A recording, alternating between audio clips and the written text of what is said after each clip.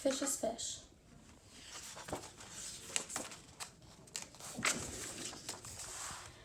At the edge of the woods there was a pond, and there a minnow and a tadpole swam among the weeds. They were inseparable friends. One morning the tadpole discovered that during the night he had grown 2 little legs. "Look," he said triumphantly, "look, I am a frog." "Nonsense," said the minnow. "How could you be a frog if only last night you were a little fish, just like me?" They argued and argued until finally the tadpole said, "Frogs are frog and fish is fish, and that's that." In the weeks that followed, the tadpole grew tiny front legs, and his tail got smaller and smaller. And then one day, a real frog grew. He climbed out of the water and onto the grassy bank. The minnow, too, had grown and had become a full-fledged fish. He often wondered where his 4-footed friend had gone, but days and weeks went by, and the frog did not return. Then one day, with a happy splash that shook the weeds, the frog jumped into the pond. "Where have you been?" asked the fish excitedly. "I have been out the world, hopping here and there," said the frog, "and I have seen extraordinary things." "Like what?" asked the fish. "Birds," said the frog mysteriously. "Birds," and he told the fish about the birds who had wings and 2 legs and many, many colors. As the frog talked, his friend saw the birds fly through his mind like large feathered fish. "What else?" asked the fish impatiently.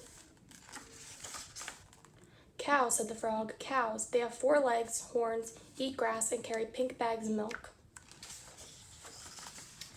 "And people," said the frog.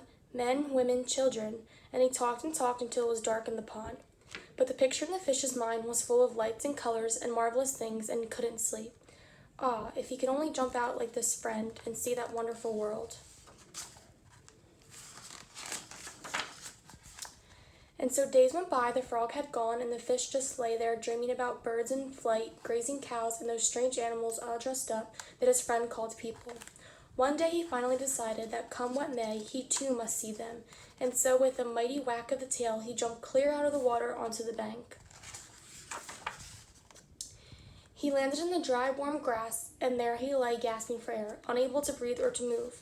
"Help," he groaned feebly. Luckily, the frog, who had been hunting butterflies nearby, saw him and with all his strength pushed him back into the pond.